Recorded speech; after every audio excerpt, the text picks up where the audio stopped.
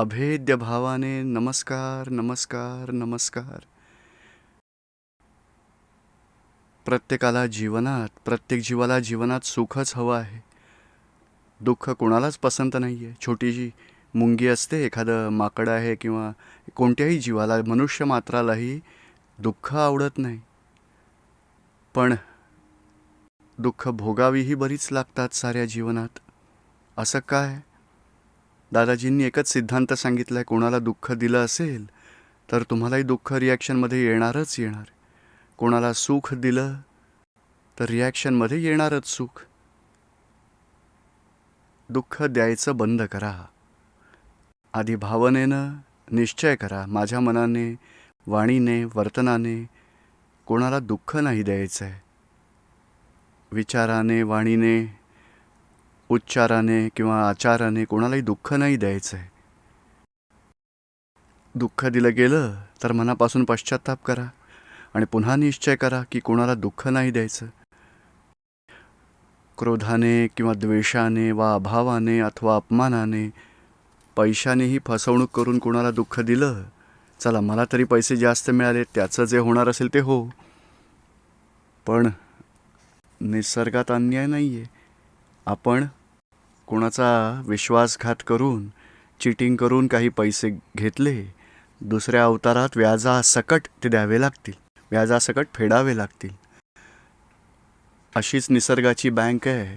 कोणी डिपॉझिट केले 5 लाख तर त्याला व्याजासकट त्याची रक्कम मिळणार आहे. आणि जर कोणी लोन घेतलं 5 लाखांचं तर त्याला व्याजासकट बँकेत ते भरावंच लागेल. आपण कोणाची चोरी केली असेल किंवा विश्वासघात केला असेल पैशांबाबत, आपल्याला परतावा व्याजासकट दुसऱ्या अवतारात द्यावाच लागेल.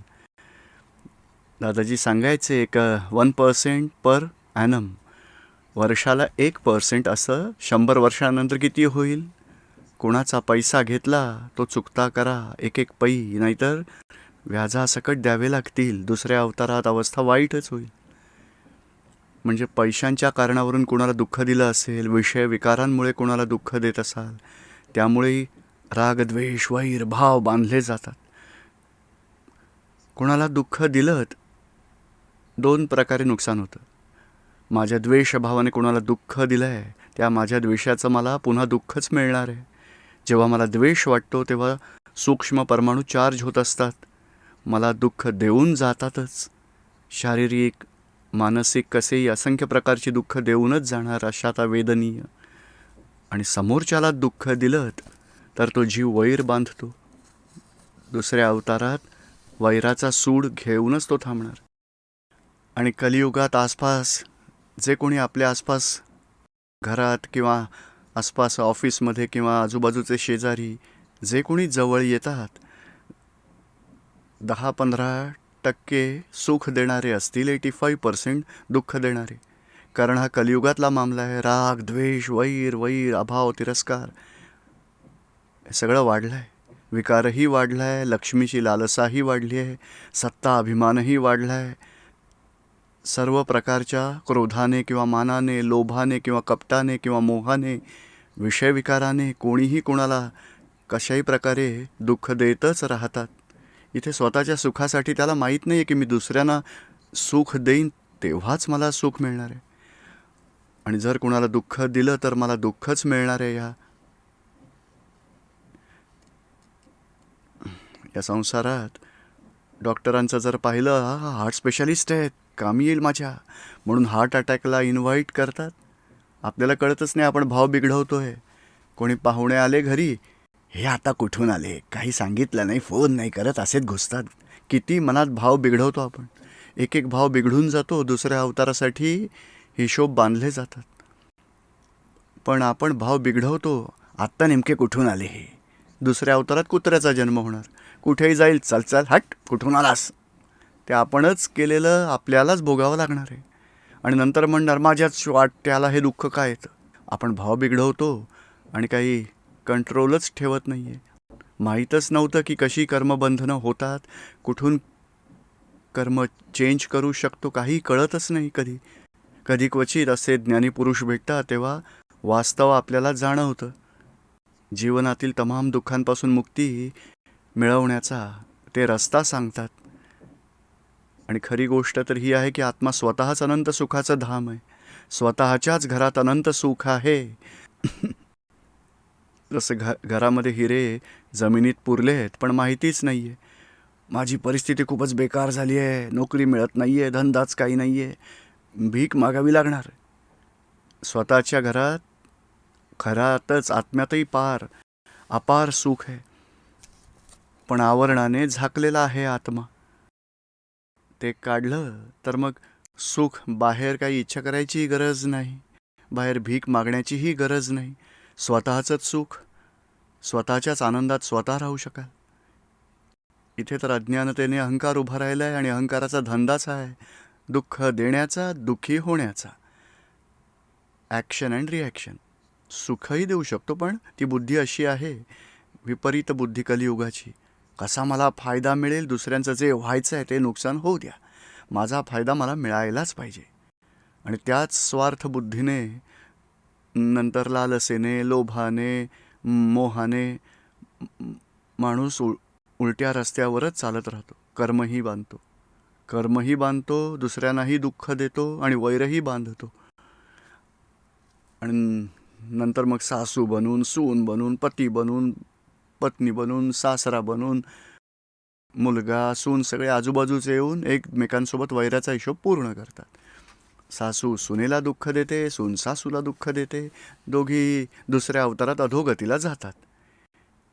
एखादा गुरुही आपल्या शिष्याला दुःख देतो, शिष्याला दुःख होतं, गुरुलाही तो शिष्य दुःख देतो, दोघांचा हिशोब बांधला जातो आणि दोघंही अधोगतीला निघून जातात. अशी ही संसारातली विचित्रता. एकदा दुःख दिलं त्याला रौद्र ध्यान असं म्हटलं जातं. कोणाला दुःख दिलं, आतून भाव बिघडले, मला असा का त्रास देत असतो, मी बघून घेईन. आर्त ध्यान झालं, रौद्र ध्यान झालं, माझं काय होईल असं मला दुःख मिळालं तर. आर्त ध्यान, रौद्र ध्यान. आर्त ध्यानानं जनावर गतीमध्ये निघून जाईल, रौद्र ध्यानाने नरक गती भोगावी लागते. म्हणजे या कलियुगात आर्त ध्यान, रौद्र ध्यानाची फॅक्टरीच उघडली आहे. जरा पैशांचं काही चिटिंग झालं, किती भाव बिघडले तर आर्त ध्यान, रौद्र ध्यान करतो. लोभही रौद्र ध्यान करतो, दुसऱ्यांचे पैसे मला जास्त मिळावेत, त्याला कमी मिळावेत, ते झालं रौद्र ध्यान. मला सत्ता मिळाली पाहिजे, माझी सत्ता माझ्या कंट्रोलमध्ये असायला हवी, दुसऱ्यांना कमी मिळायला पाहिजे, झालं रौद्र ध्यान सुरू. आर्त ध्यान, रौद्र ध्यानाने कर्म बांधून अधोगतीमध्ये निघून जातात. या सर्वातून सुटण्यासाठी कधी क्वचित असे ज्ञानी पुरुष भेटतात, ते रस्ता दाखवतात. बाबा एक निश्चय करा, आपल्या मन वचन कायेनं कोणालाही दुःख द्यायचं नाही आहे. जे काही मला दुःख मिळेल समजायचं की मी आधी दिलं होतं, कुणाचा तरी अपमान केला होता, कुणाला दुःख पोहोचवलं होतं, कुणाचं नुकसान केलं होतं, तेच आता माझं होत आहे, कोणाचा दोष नाही आहे. आणि दुःख दिलं गेलं आहे तर मनापासून पश्चाताप करा. आलोचना, प्रतिक्रमण, प्रत्याख्यान, जे कोणी इष्टदेव असतील, जे कोणी भगवान असतील त्यांना स्मरून, हे भगवान, माझ्याकडून अशा प्रकारे चुका झाल्या आहेत, मी मनापासून पश्चाताप करतो आहे, मला क्षमा करावी. आणि तिसरा शब्द आहे, अशा चुका न करण्याची मला शक्ती द्यावी. रोज दिवसातून 25 वेळा, 50 वेळा प्रत्येक चुकीची, कोणाला दुःख दिलं गेलं आहे त्याची माफी मागत राहा. आपला दुःख देण्याचा भाव बंद झाला, आपण जी काही जुनी दुःख दिली आहेत त्याचं फळ आपण भोगावं, तर दुःख आपल्या जीवनात कधीही येणार नाही. तमाम दुःखांपासून मुक्तता मिळून जाईल. वेळ जाईल पण हळूहळू दुःख येण्याचं बंद होत जाईल. तुम्ही दुःख दिलंच नाहीत तर रिॲक्शनमध्ये दुःख येणारच नाही. कोणालाही दुःख पसंत नाही आहे. दुःख देण्यावर कोणाचाही कंट्रोल ठेवतच राहत नाही, जागृती ठेवत नाही. कोणाला क्रोध पसंत नाही आहे, कोणाला अपमान पसंत नाही आहे, कोणालाही विश्वासघात पसंत नाही आहे, पण दुसऱ्यांचा करण्यामध्ये काहीही वाटत नाही कोणाला. बघा, त्याला माहीतच नाही मी कोणाला क्रोधाने दुःख देतो, जे मला पसंत नाही आहे मी दुसऱ्यांना दिल्यावर माझ्यावरती जेव्हा क्रोध करतील तेव्हा माझं काय होईल. ती काही जागृतीच नाही आहे. बस कशी मला मजा येईल, मी कसा सुखी होईन, दुसऱ्यांमुळे भोगांमुळे कोणाला दुःख देऊन मी स्वतः मात्र सुखीच व्हायला हवा, हा रस्ता बघतो. पण खरा मार्ग हा आहे, दुसऱ्यांना सुख द्याल तर सुख मिळणारच आहे. भलेही 100% कुणाला दुःख नाही, पण 5% 10%सुद्धा कुणाला 1% कुणाला दुःख देत असाल. समजा एक बीज पेरलं गव्हाचा दाणा, 1000 दाणे उगवतील. 1 तास कुणाला दुःख दिलं, नोकराला कटकट चिडचिड बडबड खूप त्रास दिलात, एका जन्मात तो आपल्याला दुसऱ्या अवतारात दुःख देईल. सारं आयुष्य सारं जीवन आपल्याला दुःख देत राहील, असा वैराचा हिशोब बांधतो. म्हणजे संसारातून सुटण्यासारखंच आहे. आणि हे जे काही आपण सुख मानतो, खाण्यात सुख मानतो, पैशाचं सुख मानतो, विषय विकाराचं सुख मानतो, सत्ताधिकारातून सुख येतं, सगळं टेम्पररी सुख आहे. सुख तर निघून जातं, पण रागद्वेष वैरभाव त्याचा हिशोब बांधून राहतो. आपल्याला जर सुटायचं असेल तर आपण निश्चय करायला हवा की मला आत्म्याचा साक्षात्कार हवा आहे. शुद्धात्म्याच्या अनुभवाशिवाय या संसारातली कोणतीच विनाशी गोष्ट नको आहे. मला सुटायचं आहे, मुक्ती हवी आहे, मोक्ष हवा आहे.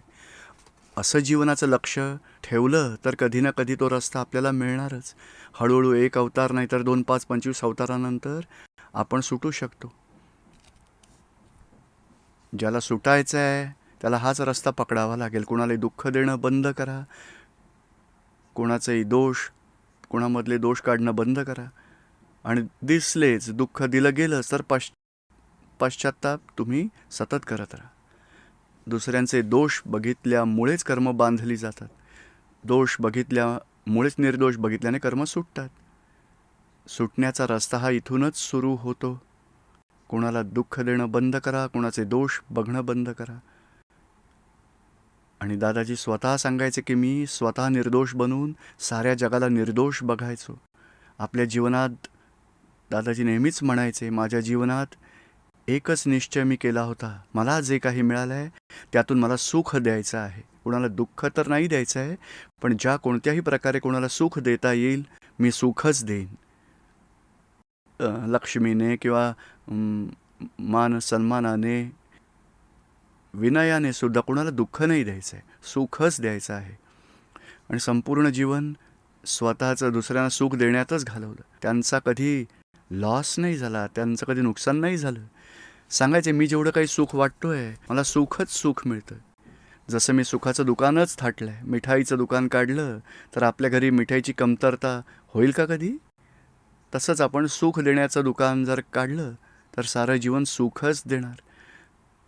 जसं हे चंदनाचं झाड असेल त्यावर कोणी कुऱ्हाड मारली तरी सुख देणार, सुगंध देणार. त्याला कोणी तोडलं तरी सुगंध देणार, त्याची मोडतोड तरी सुगंधच देणार. अशा या ज्ञानी पुरुषांनी एकच निश्चय केला होता की मला जे मिळालं आहे सुख सगळ्यांना सुखच वाटणार आहे, कोणाला दुःख नाही देणार आहे, सुखच सुख द्यायचं आहे. संपूर्ण जीवन एकच ध्येय ठेवलं होतं. जीवनाचं मेन उद्दिष्ट तेच होतं ठेवलेलं. साऱ्या जीवनात जेव्हा मला देता येईल सर्वांना सुखच दे. आणि आपणही तेच जीवनाचं ध्येय निश्चित करू शकतो. आणि याची गॅरंटी की आपल्याला दुःख व्हायचं कमी होईल, दुःख बंद होत जाईल, सुखच सुख राहील. आणि आत्मा तो स्वभावानेच सुखाचं धाम आहे. अज्ञानतेने अहंकार उभा ठाकतो त्याला दुःख होतं. अज्ञानता निघून गेली की सुखच सुख आहे. सगळ्या ज्ञानींनी, तीर्थंकरांनी, मोक्षाला जाणाऱ्यांनी हाच मार्ग अवलंबला. कोणाला दुःख नाही द्यायचं. कोणी दुःखी दिलं तर जमा करायचं, दुसऱ्यांना दुःख द्यायचं बंद करा. कॉजेस सुधारा, भाव सुधारा. वाणी विचार वर्तनाने काहीही चुका झाल्या तर माफी मागून भाव सुधारा. भाव सुधारल्यामुळे भव सुधारतील. सगळ्यांना समजतायत का हे विचार? हो की नाही? मोस्ट प्रॅक्टिकल जीवनात प्रत्येक क्षणी ही अशी जागृती ठेवायची. जो मानवधर्म कुणाला म्हटलं जातं, एक सामान्य मानवधर्म की मला क्रोधाने जर कोणी दुःख दिलं तर मला आवडणार नाही, तर मी कुणाला क्रोधाने दुःख देण्याआधी असा विचार केला पाहिजे की मला क्रोध पसंत नाही तर मी कुणावर क्रोध कसा काय करू शकतो, त्याला किती दुःख होईल. माझे पैसे कोणी खाल्ले, चिटिंग केलं, मला आवडणार नाही तर मी कोणाच्या पैशांचं चिटिंग केलं नाही पाहिजे, विश्वासघात नाही केला पाहिजे.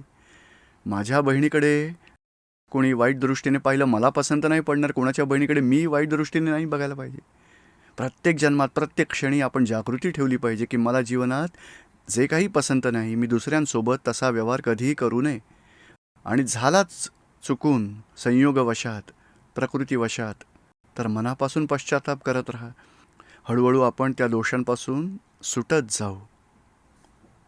आता थोडे काही प्रश्न आले आहेत ते घेणार आहोत आपण. राजन. जय सच्चिदानंद. पूज्य पूज्य दीपक भाई, हां बोला. माझा प्रश्न आहे की मोक्ष जो आहे कसा असतो आणि काय या प्रकारे मोक्ष होऊ शकतो? जसे की राजा मोक्ष. परीक्षितला 7 दिवसात मोक्ष मिळाला, तर काय आम्हालाही या जन्मात मोक्ष मिळू शकतो? आणि झालाच तर नाही, आपल्याला कळेल मृत्यूच्या नंतर लागेल की आधी कळेल? हा मोक्ष 2 स्टेजेसमध्ये असतो. एक कारण मोक्ष आहे, दुसरा कार्य मोक्ष, कॉजेस आणि इफेक्ट. तर आधी कार्य मोक्ष, कर्म कारण मोक्ष म्हणजे तमाम दुःखांपासून मुक्ती, तो फर्स्ट स्टेजचा मोक्ष आहे. या संसारात कोणत्याही परिस्थितीत आपल्याला दुःख होऊ नये. दुःखाची परिस्थिती आली आतून, तर आतून दुःख होऊ नये, आपण समतेत राहू शकू, तो प्रथम स्टेजचा मोक्ष आहे. असा मोक्ष मिळाल्यावर जन्म मरणाच्या फेऱ्यातून मोक्ष, तो अंतिम परिणाम आहे, तो मिळणारच आहे. हो, मी पहिल्यांदाच इथे आलोय टीव्हीवर प्रोग्राम बघून आणि छान इंटरनेटवरून छान, ज्ञान घेण्यासाठी आलोय. खूपच छान. उद्या जरूर ज्ञान मिळेल हां तुम्हाला. ठीक आहे. जय सच्चिदानंद. जय सच्चिदानंद. जय सच्चिदानंद पूज्यश्री. हं. मी काही दिवसांपूर्वी निरुमांच्या सत्संगात ऐकलं होतं, द्वंद्वाची स्थितीमध्ये होते. द्वंद्व. द्वंद्व.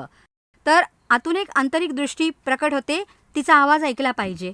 पण हे कसं कळलं की बुद्धी सांगते की आंतरिक प्रेरणा सांगते? ती जेव्हा स्थिर होईल तेव्हाच कळणार आहे. आणि बुद्धी नेहमी शॉर्ट साईट आणि प्रॉफिट अँड लॉस सांगणार आहे. आणि समज आहे ती आपलं हित, त्यावेळी आपलं हित, सगळ्यांचं हित, ह्या वेळेसाठी आणि दुसऱ्या जन्मासाठी तेही हित सांगेल. समजणं तीच समज आहे, तात्पुरता फायदा नाही. सगळ्या लोकांच्या दृष्टीने विचार असेल त्यामागे. आपला स्वतःचाच नाही, सगळ्यांचंच सामूहिक हित सांगणार आहे की नाही, मी असं केलं तर सगळ्यांचंच नुकसान होईल की सगळ्यांना फायदा होईल, एवढी दूरदृष्टी असेल ती समज आहे. तर आपण आपल्या या आंतरिक हार्टिली म्हटलं ती जातं आपण त्याला. कशी वाढवू शकतो आंतरिक एकच दृष्टी? निश्चय करा, आत्ताच सांगितलं की कोणाला दुःख द्यायचं बंद करा. क्रोधाने किंवा मानाने किंवा लोभाने किंवा कपटाने किंवा मोहाने मनमानी अजिबात केली नाही पाहिजे. हां, कोणाला दुःख होऊ नये असा निश्चय केला तरी बराच कंट्रोल होईल. म्हणजे ही आंतरिक दृष्टी आणि आरपीएम एकच आहे? आणि आरपीएम रेव्होल्युशनवर मिनिट जे बनवतात. आरपीएम नाही, आरपीएम हे वेगळं आहे. ही समज म्हणजे काय? खरं तर समज काय आहे, कोणताही प्रॉब्लेम आला तर कशा प्रकारे सॉल्व करायचं आहे आपल्याला जर सुचत नसेल समजा, तेव्हा आपण स्थिर राहतो. काय करू, कसं करू? तेव्हा आतून एक इन्साईट विजन येते की नाही, आता हेच करायला पाहिजे, हे नाही केलं पाहिजे. त्याला समज म्हटलं जातं. आणि आरपीएम तर त्याची ग्रास्पिंग पॉवर आहे. रिव्होल्युशन पर मिनिट असं काही शब्द नाही का आपण नोकराला सांगू इच्छितो. कधी 2-3 गोष्टी सांगितल्या तर हां काय सांगितलं, कसं करू, तो प्रश्न विचारेल. आणि कारण एकच्या ऐवजी 4-5 गोष्टी सांगितल्या तर तो समजू नाही शकत, कारण ग्रास्पिंग पॉवर कमी आहे. 50 रेव्होल्युशन आणि 60 लोकांचं 500 रेव्होल्युशन. आणि मॅनेजर असेल, कोणी ऑफिसर मोठा, 5000 रेव्होल्युशन असेल तर ते काही बोलण्याआधीच ती पूर्ण गोष्ट समजून जातात. ते रेव्होल्युशन त्याच्या बुद्धीचं रेव्होल्युशन, ग्रास्पिंग त्याचं त्याविषयी त्यापेक्षा जास्त समजू शकतो तो. पण आम्ही आरपीएम कसं वाढवू शकतो मग? आपण जर कोणाशी संघर्ष टाळला तर खूपच आरपीएम बांधला जाईल बघा. कोणाचं नुकसान करू नका, आपण कोणी आपल्याशी भांडायला आलं तरी आपण ॲडजस्टमेंट केली तर आपला संयम समज वाढेल, कॉमन सेन्स वाढत जाईल. बरं. जय सच्चिदानंद. कीर्ती शर्मा बोला. भाव आणि इच्छेमध्ये काय फरक आहे?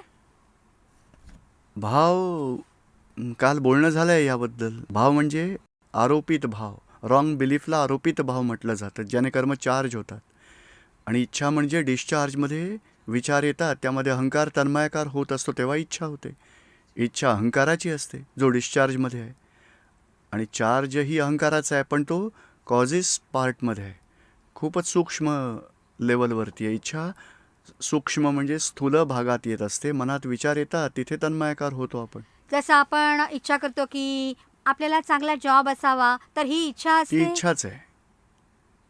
हो, ती आणि इच्छाच हे आहे. सामायिकी इच्छा आणि प्रतिक्रमण यात काय डिफरन्स आहे? ते केव्हा करायचं? म्हणजे कुणाला सामायिकी. दुःख दिलं तर माफी मागाल, ते प्रतिक्रमण आहे. आणि यात नैसर्गिकपणे विचार, वाणी, वर्तनाने संपूर्ण दिवसात काय होत आहे ते बघणं, ते सामायिक आहे. नाही म्हणजे सामायिकमध्येही क्षमा मागायची असते का? नाही, ते तर वेगळापणाची जागृती ठेवून मग फाईल 1 कडून आपण प्रतिक्रमण करवतो. पण स्वतः बघणं जाणणं ते सामायिक आहे, माफी मागणं ते प्रतिक्रमण आहे. म्हणजे त्यातून कारण शोधायची ना म्हणजे सामायिकमध्ये. कोणत्या कारणाने क्रोधाने कोणाला दुःख दिलं गेलं आहे, तर कोणत्या कारणाने क्रोध झाला, आपली मनमानी नाही झाली म्हणून क्रोध झाला, आपला अपमान झाला म्हणून क्रोध आला, आपल्या काही अपेक्षा पूर्ण न झाल्यामुळे क्रोध आला, कोणत्या कारणामुळे झाला, आपल्या कोणत्या दोषाने तो आलाय, ते आपण बघायचं ते सामायिकमध्ये. तर मग एक चालता फिरताही करू शकतो का? चालता फिरता मग तेवढी स्थिरता नाही येणार ना. ठीक आहे.